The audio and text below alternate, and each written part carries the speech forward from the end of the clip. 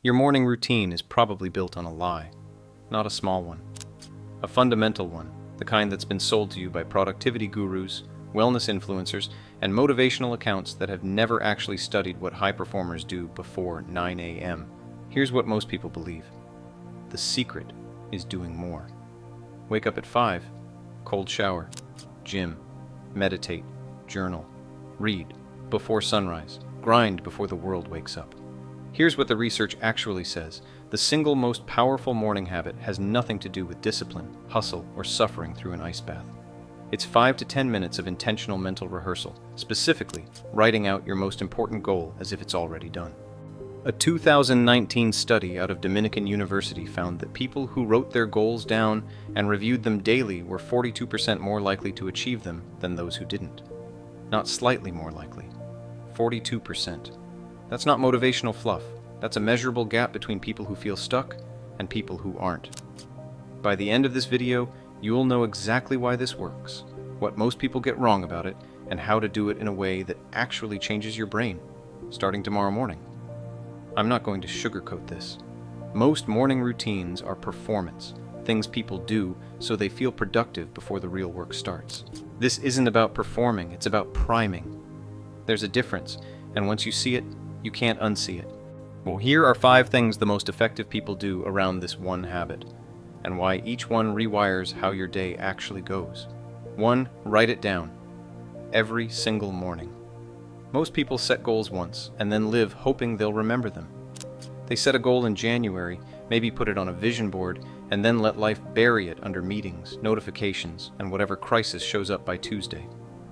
By March, the goal still exists, somewhere, but it's not driving anything. Neuroscience calls this encoding.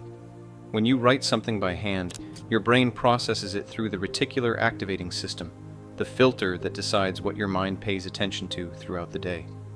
Write your goal in the morning, and then your brain spends the next several hours unconsciously scanning for opportunities, information, and connections that support it. Don't write it, and your brain is flying blind. This is why Darwin kept a journal every single morning without exception, not to record history, to focus his attention before the day could scatter it. Write your single most important goal every morning before you open your phone. Not a list. One goal. Write it in present tense as if it's already real. I am finishing the first chapter of my book by Friday. 10 words, 2 minutes. Do it before anything else touches your attention. 2. Name what's actually in the way. Here's what people skip. After you write the goal, you have to write the obstacle. This feels wrong. Yet you've been told to stay positive, to visualize success, to focus on where you're going, and that's half right. But research from NYU psychologist Gabriele Oettingen, over 2 decades of it, shows that pure positive visualization without confronting obstacles actually reduces your likelihood of success. Your brain treats the imagined win as real, and your motivation drops. The fix is a technique called WOOP. Wish, outcome, obstacle, plan. It sounds simple because it is, but people resist the obstacle step because it's uncomfortable to name what's actually in the way.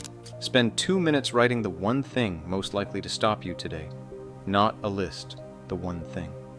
Then write one sentence. Say, darkness. If that happens, I will. That single sentence is called an implementation intention, and studies show it more than doubles follow-through. 3. Protect the first 30 minutes. It's the most valuable asset you have. Because it is. Most people hand their first 30 minutes to someone else, an algorithm, a news headline, a notification from an app that doesn't care about their goals. And then they wonder why, by 10 a.m., they already feel behind. Neuroscientist Andrew Huberman describes the first 30 to 60 minutes after waking as a critical neurological window. Cortisol, the alertness hormone, peaks here. Your brain is primed for focus and decision-making. What you put in during that window sets the emotional and cognitive tone for your entire day. High performers across fields guard this window obsessively. Novelist Haruki Murakami works every morning without fail, same time, before the world can interrupt him. Not because he's a monk, because he knows that window is finite and irreplaceable. Do not check your phone until your morning habit is complete. That's not a suggestion. Put it in another room tonight. The emails will still be there at 8 a.m. Your focus window won't. 4. Say it out loud. Once. This sounds strange. Do it anyway. After writing your goal, read it aloud. Once, clearly, to yourself. This isn't manifestation theater. It's multisensory encoding. When you read something silently, one part of your brain processes it. When you speak it, you activate your auditory cortex, your motor cortex, and your memory system simultaneously. Research published in the Journal of Experimental Psychology found that reading information aloud improved recall by up to 10% compared to silent reading. That's your goal becoming more real in your own mind, which directly affects how your unconscious brain prioritizes it throughout the day. Tony Robbins has used this practice for decades. So has Oprah. They didn't call it neurological encoding, but that's exactly what it is. Read your goal out loud before you leave your writing space. Once. No audience needed. The only person who needs to hear it is you. 5. Track. Yesterday, before you plan today. The most overlooked 2 minutes in high performance. Before you set intentions for today, spend 60 seconds reviewing yesterday, not to beat yourself up, to recalibrate. Psychologists call this process feedback integration, your brain comparing what it expected to happen with what actually happened. Without this step, you repeat the same patterns unconsciously. With it, you adjust. You learn faster. You compound. Benjamin Franklin ended every day by asking one question: what good have I done today? The morning version flips it. What did I actually do yesterday, and what would I do differently? Write 3 words that describe your output yesterday. Just 3. Then write 1 adjustment for today. That's it. The whole thing takes 90 seconds, and it turns each day into a data point you can learn from instead of a blur you forget by next week. Here's the thing no one tells you. Success isn't built in big moments. Yet it's built in the 10 minutes before the world gets your attention. Every morning, you are either setting your agenda or someone else is setting it for you. The habit isn't the point. The intention.